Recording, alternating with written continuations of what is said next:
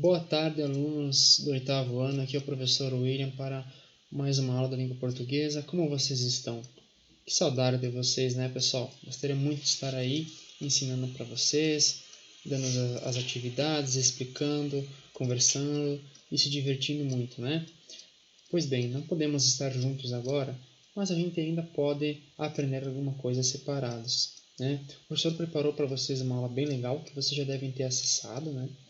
E nessa aula o professor coloca para vocês alguns textos do livro didático, outros não são do livro didático, mas são algumas atividades para a gente continuar estudando durante esse período de quarentena até que as aulas voltem. Bom, pessoal, então primeiramente gostaria de desejar para vocês bons estudos, tá? E espero que vocês gostem da aula. O professor vai arrumar a tela aqui para que a gente possa enxergar e ver a aula de vocês, né? Então, aqui está a aula de vocês, aula sobre crônica e sujeito indeterminado. Vamos lá, pessoal. Esse vídeo serve para tirar as dúvidas de vocês, serve para explicar um pouquinho mais se vocês não entenderam alguma coisa, tá bom? Então, esses são os objetivos da aula. É isso que a gente vai tentar alcançar na nossa aula dessa semana, tá? Se vocês quiserem ler, é só pausar o vídeo. Então, galera, para começar, você lembra desse texto? Lembra-se desse vídeo? O professor passou para vocês, lembram numa sexta-feira à tarde, o vídeo sobre o poema Morte e Vida Severina. Aquele vídeo que o Severino fala que ele é um igual a tantos outros, e ele vive no sertão, um lugar que nunca chove, e ele busca uma vida melhor. Para essa vida melhor, ele vai no sentido da cidade lá no litoral, né? E durante essa passagem, essa viagem, ele vê vários rios secos, ele vê vários bichos mortos, e ele vai contando para nós como ele se sente e contando para nós a realidade de um nordestino, né? Esse texto foi escrito em 1955 por João Cabral de Melo Neto, né? É uma história simples com significados profundos, um dos livros mais bonitos da língua portuguesa, tá, pessoal? Então, o protagonista é um retirante que que foge da seca, em uma vida sofrida e miserável no sertão, e vai caminhando pelas margens do rio Capibaribe, que em muitos momentos está seco, chegando à cidade de Recife, com a esperança de ter uma vida melhor.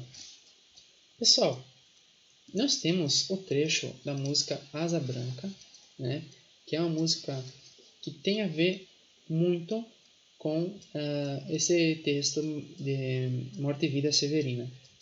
Eu vou deixar aí na descrição do vídeo para vocês a música completa para vocês estudarem, para vocês ouvirem. É uma música bem legal, tá bom? Então a letra fala assim, ó: quando eu olhei a terra ardendo com a fogueira de São João, eu perguntei a Deus do céu, uai, por que tamanha judiação? Que braseiro, que fornaia, nem um pé de plantação.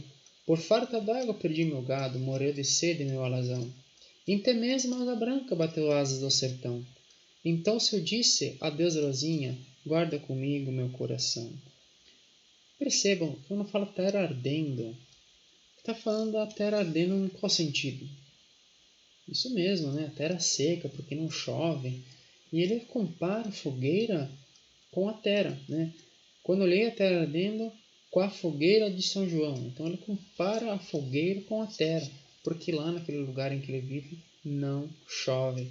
Olha que braseiro, que fornaia, nem um pé de plantação. Então lá não nasce nada, porque nunca chove. E ele vai durante toda a música falando que perdeu o alazão dele, perdeu o cavalo, perdeu vários gados, né? Então essa é uma história, essa é uma música que representa a mesma história de Morte e Vida Severina, né? Como vocês devem ter percebido. E quando fala em asa branca, se refere a esse pássaro, né? Um pássaro que migra de um lugar para outro, né? E seu nome ele tem esse nome por causa de uma listra branca nas suas asas. De que modo as falas de Severino e a voz do eu poético nesses versos dialogam entre si? Ou seja, o que tem a ver o texto Morte e Vida Severina com o texto Asa Branca? No início dos versos da canção, o eu poético faz uma comparação. Qual é ela e de que modo se aproxima do ambiente que rodeia os personagens no trecho do poema lido? Ou seja, qual é a comparação e o que tem a ver essa comparação com os personagens do livro? Compare esses versos da Fala Severino, da cena 5 do poema, com esse da canção. Versos do poema Horta e Vida Severino. Será que a água desses poços é toda aqui consumida pelas roças, pelos bichos, pelo sol com suas línguas? Aí na outra, que braseio, que fornaia, nem um pé de plantação, por farta d'água perdi meu gado, morreu de sede meu alazão. O que essas imagens destacadas, construídas por meio da linguagem figurada, são empregadas pelos dois poetas, têm em comum nesses dois versos? Ou seja, o que tem a ver o sol com suas línguas com o que braseiro, que fornaia? Então essas duas frases representam o quê? Representam a mesma coisa. Que coisa é essa? Lá do sertão.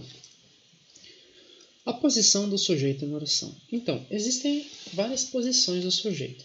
Às vezes o sujeito está no início, às vezes o sujeito está no final, mas existe uma diferença de significado nisso, tá? Por exemplo, nessa frase, ó, esta foi morta e matada, ou esta morte foi matada. Em sua opinião, qual das construções acima cria mais impacto? Ou seja, qual é a mais impactante, mais forte?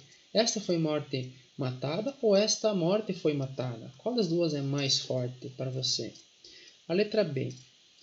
Queria voar mais livre essa ave bala.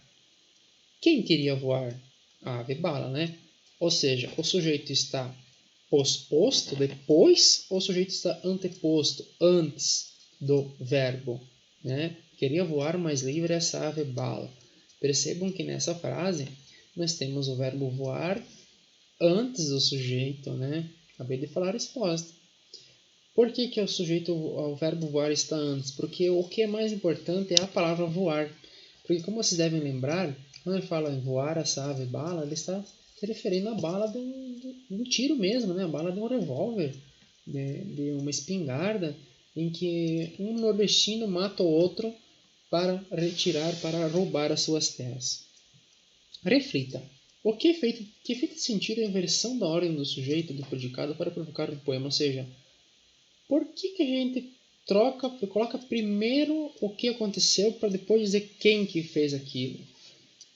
Por quê? Porque o que é mais importante é sempre que vem primeiro, né? Então, o que é mais importante é quem fez ou o que a pessoa fez. Então, pessoal, essa é a diferença. Na ordem direta, nós temos o sujeito e depois o verbo. Por exemplo, essa ave bala voar. Já na ordem direta, nós temos o sujeito depois e o verbo, o sujeito depois e o verbo antes. Por exemplo, queria voar mais livre essa ave bala. Então, qual a diferença entre essa bala, queria voar mais livre, e queria voar mais livre essa ave bala? Nessa frase que tem o verbo primeiro, nós estamos dando valor àquilo que está acontecendo. E se eu inverter e colocar a forma direta, essa ave bala queria voar mais livre, eu estou dando mais valor à ave bala.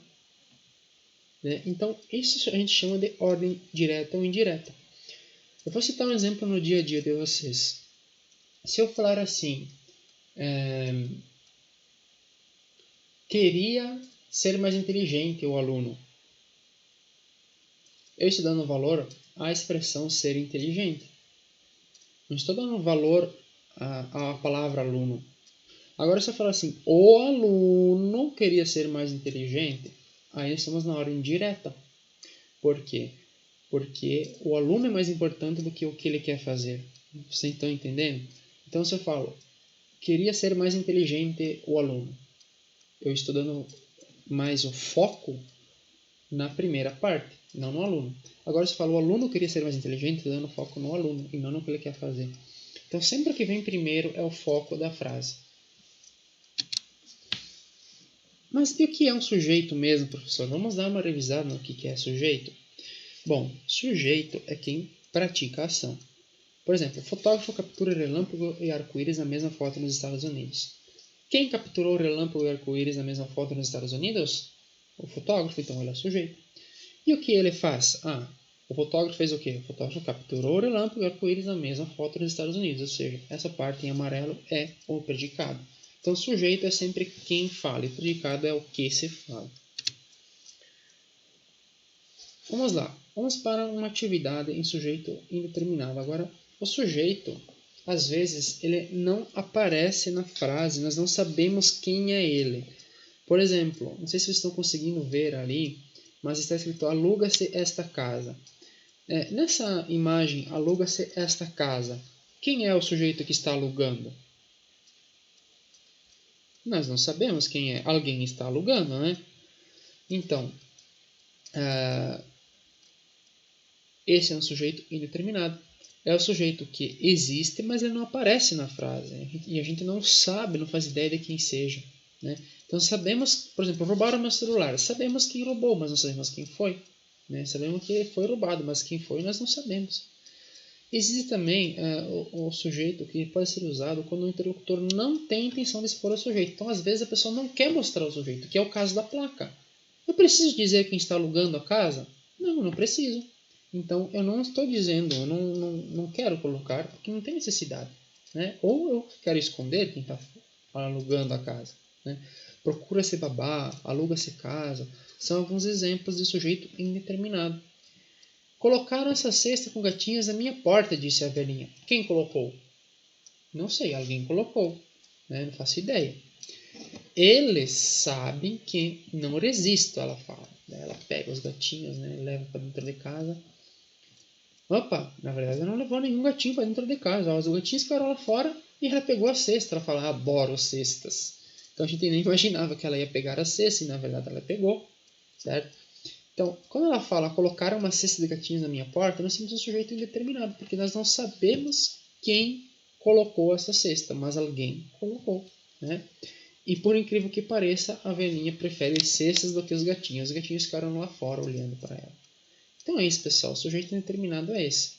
Quando alguém fala assim, roubaram meu celular, pegaram minha caneta, alguém pegou meu lápis, é um sujeito determinado.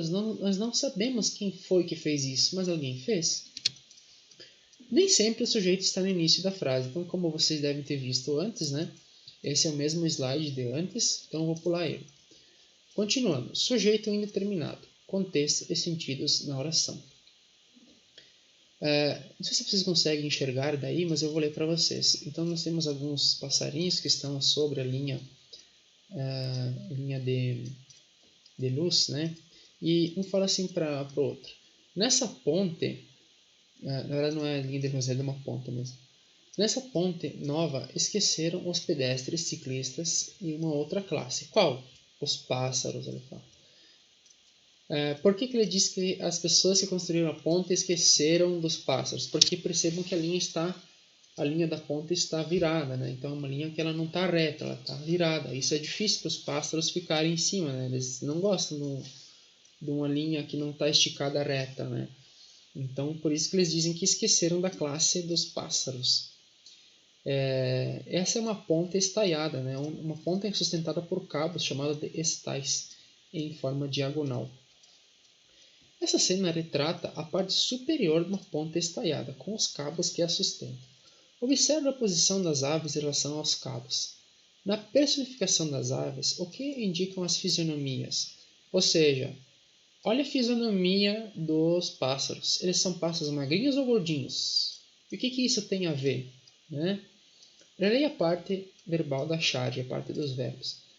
Quais foram os grupos esquecidos na construção da nova ponte, segundo uma delas?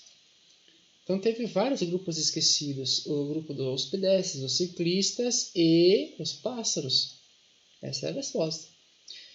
Que elemento na estrutura da ponte revela que não se pensou no bem-estar dos pássaros ao construí-la? Acabei de dizer lá no início que os estais da ponte, as linhas da ponte não estão retas, né? E de que modo isso cria humor na charge? Cria humor porque os pássaros não conseguem ficar lá, eles se sentem excluídos. Releia a primeira fala da charge.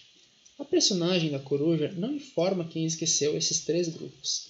A terminação da forma verbal esqueceram, né? Esqueceram, como ela diz ali, podem ver. Esqueceram os pedestres. Quem esqueceram? Ela não diz. Indica que a terceira pessoa do plural é suficiente para identificar ou determinar o sujeito. Então, nós conseguimos identificar o sujeito? Gramaticalmente não é possível determinar qual é o sujeito dessa oração, mas pelo contexto é possível imaginar quem esqueceu os pedestres, os ciclistas e os pássaros. Quem poderiam ser as pessoas? Então, que tipo de pessoa que constrói uma ponte? Engenheiros, pedreiros, né? Quando não é possível identificar ou determinar o sujeito de uma oração, temos o sujeito indeterminado. No caderno, indica a afirmação ou afirmações mais adequadas que respondam por que isso pode ocorrer.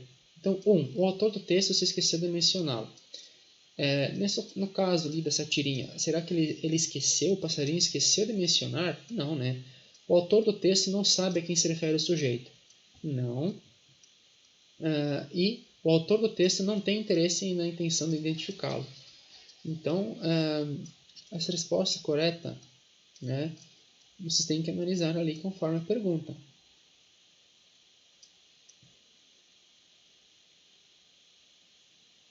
Então, por que o sujeito pode estar oculto na frase?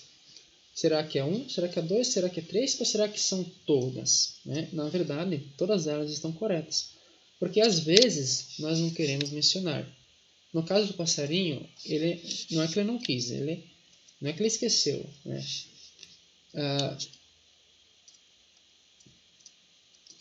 Pessoal, na letra C, a pergunta é assim.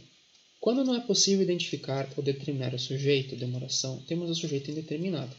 No caderno, indique a afirmação ou afirmações mais adequadas que respondam por que isso pode ocorrer. Ou seja, por que o sujeito pode ficar indeterminado, oculto ali, que não aparece na frase. 1. Porque a gente esqueceu de mencionar. 2. Porque não se sabe a quem se refere o sujeito. Ou 3. O autor do texto não tem interesse em identificar e dizer quem é o sujeito. Então, olhando 1, 2 e 3, percebam que 2 estão certas e uma não está certa. 3. Leia esta tira e observe como o uso do sujeito indeterminado pode provocar humor. Olha que engraçada essa tira. Ele abre a porta e fala assim, oh não, fui assaltado. Percebeu que não tem nada dentro de casa, né? Não tem mochila, não tem sofá, não tem nada, não tem nem uma TV. Aí ele fala assim, nossa, levaram tudo, os móveis, o som, ele vai falando. Que placa é essa aí? E aí uma placa. Daí ele vira a placa e está escrito assim, aluga, chaves congelador. Eu me mudei daqui ontem. Então ele tinha esquecido que tinha se mudado, né? De que modo o sujeito indeterminado expressa na oração levaram tudo contribui para criar humor da tira? Então, por que aí quando ele fala levaram tudo, os móveis, por que isso cria humor na tira? Né? Foi ele mesmo quem tirou as coisas de lá, então na verdade não é que foi assaltado. Quando ele diz levaram tudo, porque ele fez mudança, então é por isso que a tira fica engraçada, porque ele esqueceu que tinha feito mudança um dia antes, por isso ele, na verdade, pensava que tinham levado tudo dele, quando na verdade não levaram nada, foi ele que fez a mudança. Né? Quando não é possível identificar gramaticalmente o sujeito de uma oração, temos um sujeito indeterminado. Isso pode ocorrer quando não se sabe a quem se refere um sujeito ou quando não há interesse ou intenção de identificar o sujeito, que é exatamente a resposta aqui da letra C, vocês podem ver, né? Então, quando eu falo levaram tudo, roubaram meu celular, pegaram minha caneta, o sujeito é indeterminado, né? E eu falo isso porque eu não sei quem fez aquilo. Agora, quando eu falo aluga-se casa, aluga-se imóvel, não é que a gente não sabe, a gente não tem necessidade de mostrar o sujeito, então ele fica oculto, ele não é mostrado, porque é a imobiliária que está fazendo isso, então não importa qual imobiliária está fazendo, o que importa é o que está sendo mostrado na plaquinha, né? Então por isso que quando a gente vê a plaquinha escrito aluga-se, às vezes está escrito bem pequenininho lá embaixo o nome da empresa que está fazendo o aluguel.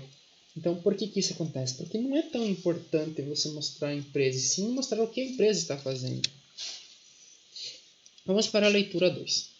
Você conhece casos ou histórias de pessoas que, apesar de suas dificuldades, não se rendem e mantêm esperança de dias melhores? Você conhece alguém assim?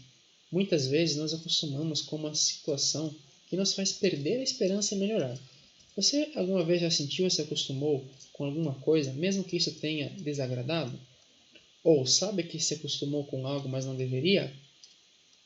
O que devemos fazer para manter as esperanças e continuar persistindo em diante das dificuldades? Então tem muita coisa na vida, pessoal, que a gente acaba se acostumando, mas não deveria se acostumar, né?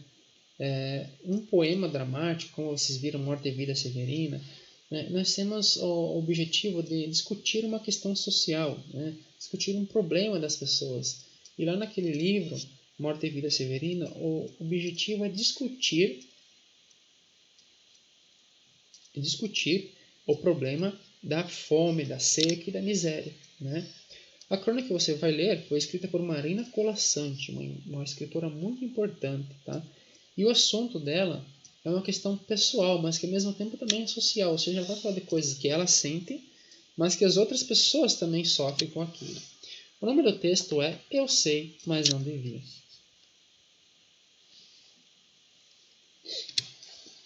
Eu sei, mas não devia. Eu sei, a gente se acostuma, mas não devia.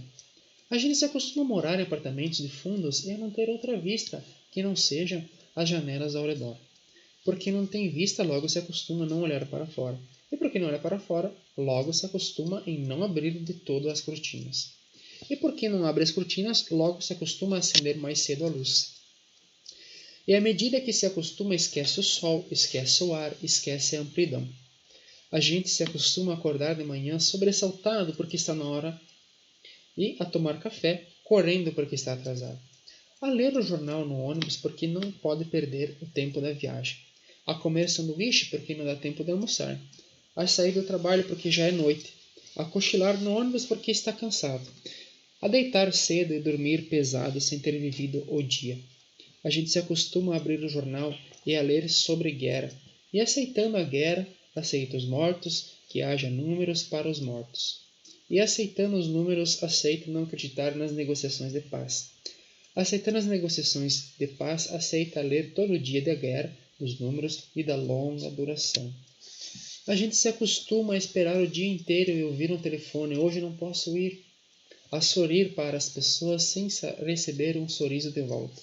A ser ignorado quando precisava tanto ser visto. A gente se acostuma a pagar por tudo que deseja e o que necessita. E a lutar para ganhar dinheiro com que pagar. E a ganhar menos do que precisa. A gente faz fila para pagar, e a pagar mais do que as coisas valem, e a saber que cada vez pagará mais, e a procurar mais trabalho para ganhar mais dinheiro, para ter com que pagar nas filas em que se cobra. A gente se acostuma a andar na rua e ver cartazes, a abrir revistas e ver anúncios, a ligar a televisão e assistir comerciais, ir ao cinema e engolir publicidade, a ser instigado, conduzindo desnorteado, lançado no infindável catarata dos produtos. A gente se acostuma à poluição, às salas fechadas de ar-condicionado e cheiro de cigarro, à luz artificial de ligeiro tremor, ao choque que os olhos levam na luz natural, às bactérias da água potável, à contaminação da água do mar, à lenta morte dos rios. Se acostuma a não ouvir passarinho, a não ter galo de madrugada, a temer a hidrofobia dos cães, a não colher fruta no pé, a não sequer ter uma planta. A gente se acostuma a coisas demais para não sofrer, em doses pequenas, vai tentando não perceber, vai afastando uma dor aqui, um ressentimento ali, uma revolta acolá. Se o cinema está cheio, a gente senta na primeira fila e torce um pouco o pescoço. Se a praia está contaminada, a gente molha os pés e sua o resto do corpo.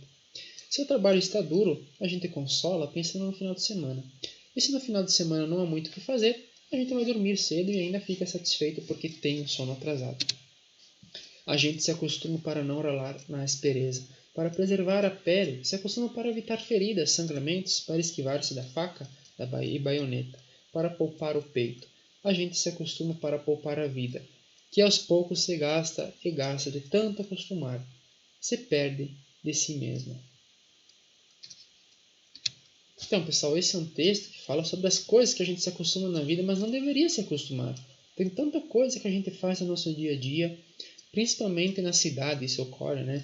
que as pessoas vivem em ambientes ruins, né, têm sentimentos ruins, e acabam se acostumando com aquilo, acabam sofrendo no dia a dia, trabalhando, pagando contas e nem percebe que não está vivendo de verdade. Em sua opinião, esse texto, essa crônica, pode atingir um público restrito ou mais amplo? Ou seja, esse texto é para poucas pessoas ou para muitas pessoas? Explique sua resposta. Que sensação a leitura provocou em você? Ou seja, quando você estava ouvindo a leitura do professor, quando você leu sozinho, o que você sentiu? Você sentiu que nem ela? Você concordou com ela? Ou você não sentiu nada? Você não se sentiu triste também pela vida, pelas coisas que a gente vê na TV, pela tristeza? Após a leitura da crônica, sua hipótese sobre o assunto foi confirmada? Ou seja, você confirmou aquilo que você pensava antes da crônica? Né? Quando a gente falou sobre as coisas que a gente se acostuma, mas não devia, você imaginou a mesma coisa que a autora? Explique. Uma crônica pode ser escrita em primeira e terceira pessoa. Nesta, o cronista escreve em primeira pessoa, enumerando e descrevendo os fatos que presencia em seu cotidiano. Em sua opinião, qual foi o ponto de partida dela ao escrever sobre esse tema? Ou seja, de onde ela tirou a ideia para escrever esse texto? O que ela estava vivendo quando ela resolveu escrever esse texto? De que forma a escolha do foco narrativo contribui para aprofundar essas reflexões? Então, ela escolheu a primeira pessoa, ou terceira pessoa, né? Podem ver aqui, ó. A gente se acostuma. Ela escreveu em primeira pessoa do plural, nós, né? Nós nos acostumamos. Então, ela escreveu em primeira pessoa por quê? Porque ela está querendo falar não só dela, ela está querendo dizer que ela e muitas outras pessoas também vivem essa mesma situação. Então, essa é a resposta. Que a autora, ela retrata um cotidiano que não é só dela, e sim dela e muitas outras pessoas que têm os mesmos sentimentos. Número 3. Agora reflita sobre a relação entre o título da crônica e seu conteúdo. Qual é a reflexão que a cronista faz em torno dos atos cotidianos das pessoas na atualidade e vivem nas zonas urbanas e quais consequências isso traz? Então, quais são as reflexões, ou seja, qual a moral dessa história? O que ela quer criticar? Letra B. Ela quer criticar. O que ela quer criticar antes da letra B? Ela quer criticar aquilo que eu falei antes. Aquela vida vazia, aquela vida em que você não vive de verdade, que você não tem alegrias, que você só trabalha, que você só tem atividades para fazer e não tem contato com a natureza, não tem contato com sons de animais, por exemplo. Então é isso que ela está querendo dizer. Ela está fazendo uma crítica àquela rotina da cidade e que a gente não para. Letra B. Agora sim. Analise o título da crônica. Eu sei, mas não devia. Em sua opinião, o que o narrador sabe, mas não deveria fazer ou sentir? Então, quais são as coisas que ela sabe, mas ela não deveria saber? Que ela não tinha obrigação de fazer, mas ela acaba fazendo. Entende? A número 4. A número 4, nós temos vários sentimentos, né? Nós temos uma sequência, um esquema de repetições dispostas em paralelo, né? Por exemplo, distanciamento e indiferença entre as pessoas, perda da noção da paz, consumismo, indiferença pela natureza, destruição do meio ambiente, isolamento, autodefesa, opressão da publicidade, submissão ao trabalho sem tréguas e falta de lazer. Então nós temos várias críticas. Essas são as críticas que ela faz. Tá? Todas essas críticas aqui podem servir de resposta para a letra B. Cada frase dessas representa um sentimento e representa uma crítica diferente. Por exemplo, se acostuma a não ouvir passarinho ou não ter galo na madrugada. Então essa é uma crítica à indiferença pela natureza. A gente se acostuma a pagar por tudo o que deseja e o que necessita. Então essa é uma crítica ao consumismo, pessoas consomem demais. Letra F. A gente se acostuma a andar na rua e ver cartazes.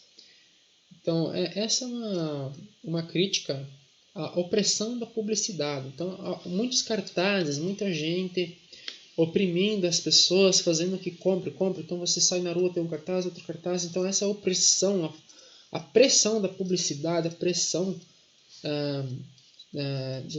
das propagandas. Para o cronista, o ser humano se acostuma com determinadas situações sem se dar conta disso. Tipos de argumento ela apresenta para justificar o seu ponto de vista, ou seja, por que a gente se acostuma, mas não devia? Por que a gente acaba fazendo tudo isso, mas não devia fazer? Né? Qual é o motivo para isso? Que a gente faz tanta coisa errada e não percebe. Existe um motivo que ela explica a razão por que o ser humano se acostuma à perda da natureza, por exemplo, a guerra, isolamento e trabalhos sem entregas. Para a cronista, qual é ele? Então, qual é esse motivo? Né? E a letra A é quais tipos de argumento ela apresenta. Ela apresenta vários argumentos explicando o dia a dia dela. Né? A crônica está dividida em introdução, desenvolvimento e conclusão. Qual a relação entre o título e a constante enumeração no grupo de palavras que introduz cada parágrafo da crônica? Então, qual a relação entre o título e a enumeração de um grupo de palavras que se repete durante o resto do texto? Percebam que o título é o mesmo início do texto de cada frase. Então, essa é a relação, que durante o texto existe a repetição do título para explicar quais são as coisas que a gente se acostuma e não devia. Segundo o cronista, se acostumar com determinadas situações pode trazer consequências destrutivas para a própria vida. Em que momento da crônica isso é mostrado? Então, quais são as coisas que destroem a vida das pessoas? Vocês podem copiar o trecho em que isso é mostrado, tá? Em sua opinião, por que muitas pessoas se acostumam em agir assim? Então, na sua opinião, essa é uma resposta pessoal. Por que as pessoas, principalmente da cidade, se acostumam com uma vida cheia de regras, cheia de excesso de trabalho, sem natureza? Por que as pessoas fazem isso, na sua opinião? Essa eu não posso ajudar. Essa vai ser de vocês que vão responder. 7.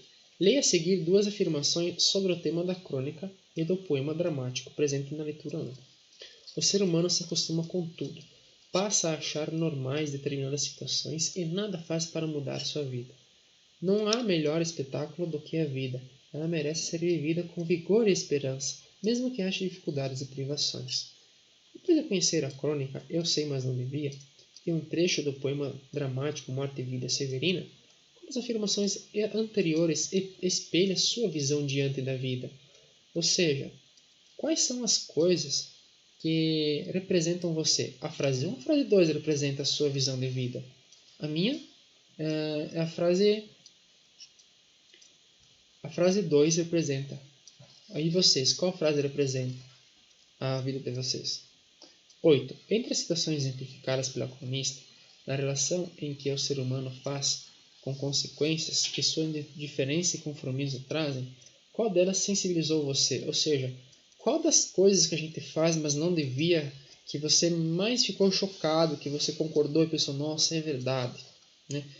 Então vocês precisam copiar qual é a coisa que a gente faz, mas não devia, que vocês mais se impressionaram, entende?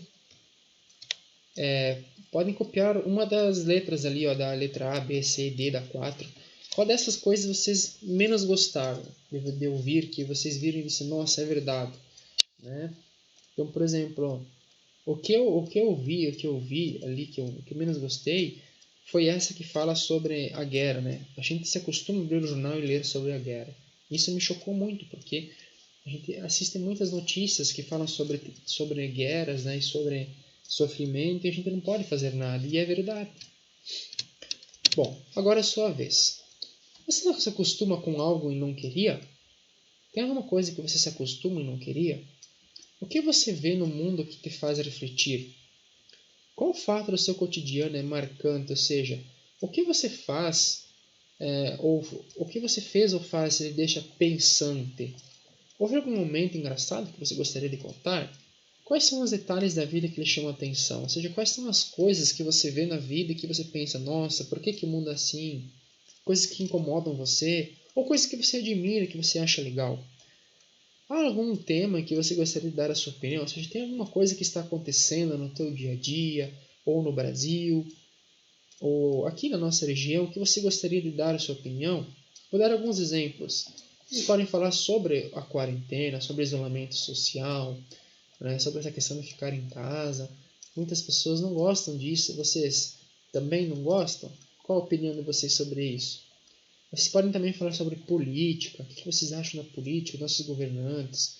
Vocês podem fazer uma crítica à vida que as pessoas têm na cidade também. Né? Vocês podem fazer uma crítica sobre algum tipo de sofrimento que os pais de vocês vivem, que os adultos vivem, né? Por exemplo, a falta de emprego, a falta de dinheiro de muitas pessoas, né? A parte financeira. Vocês podem fazer uma crítica à vida sofrida que as pessoas têm no Brasil, né? Então, qual coisa você gostaria de fazer uma crítica? Que é uma coisa que incomoda você, né? O que faz você ter sentimentos fortes? Qual momento ou coisa do dia a dia que te deixa sentimental? Ou seja, o que você faz durante o dia que você fica pensando, nossa, que triste isso, ou nossa, que legal isso, que você fica pensativo, refletindo, né? Por exemplo, existem pessoas que na hora que vão dormir começam a refletir na vida. Vocês também são assim? Né? Qual momento do dia vocês ficam pensativos? É no horário da noite? É durante o dia? É de manhã ao acordar? Qual o momento que vocês ficam pensativos e tendo pensamentos fortes sobre a vida? A minha proposta para vocês é produzir uma crônica. Existem crônicas que são de 4 tipos. Podem escolher aquilo que vocês quiserem. Pode ser uma crônica jornalística, filosófica, humorística ou lírica. A jornalística ela fala sobre notícias. Então vocês podem pegar uma notícia da internet e fazer a opinião de vocês. Pode ser sobre qualquer coisa, sobre jogos, sobre política, sobre música, o que vocês quiserem. Vocês pegam a notícia e fazem um comentário de vocês, o que vocês pensam. Existe a filosófica, que você pega um determinado fato ou evento e faz uma crítica, faz uma crônica, uma história. Por exemplo, quarentena, coronavírus, Covid-19, esses temas, isolamento social. Vocês podem pegar isso e fazer a crônica de vocês também. Seria uma filosófica. Tem também a crônica humorística, aquela que faz graça ou ironiza questões do cotidiano. Então é uma crônica mais engraçada, em que você pega uma coisa engraçada que aconteceu na tua vida e conta para as pessoas. Também pode ser uma coisa engraçada, o que você viveu na escola, com os amigos, com os colegas. E existe a crônica lírica, relata o fato, um evento de grande dose de nostalgia e sentimentalismo. Ou seja, você pega uma coisa de muito tempo atrás e você conta com muito sentimento, dizendo o que você sentiu, o que você pensou, né? O seu texto pode ter entre 20 e até 50 linhas, tá? Mais ou menos isso. Claro, se der um pouquinho mais, não tem problema. Então, pessoal, essa é a minha proposta para vocês, produzir uma crônica, contando uma história que pode ser de vocês, uma história de outra pessoa, que tenha muitos sentimentos, que tenha muito pensamento, uma crítica. Vocês podem fazer uma crítica a algum problema social, ao desemprego, por exemplo, ou uma crítica à quarentena, uma crítica ao isolamento social, uma crítica a uma coisa que incomoda você, certo? Ou também vocês podem pegar um assunto mais divertido e fazer uma coisa engraçada mesmo, uma história engraçada, né? Um momento engraçado que você viveu também. Mas claro, sempre, pessoal, colocando muito sentimento. Assim. Coloquem bastante sentimento, o que você sentiu, o que você pensou durante aquela história. Tá? Se vocês tiverem alguma dúvida, é só me chamar ali no WhatsApp, está aqui disponível para vocês, é o 9188-7401. Eu posso ajudar vocês a fazer esse texto, tá bom? Muito obrigado pela atenção de todos e tchau!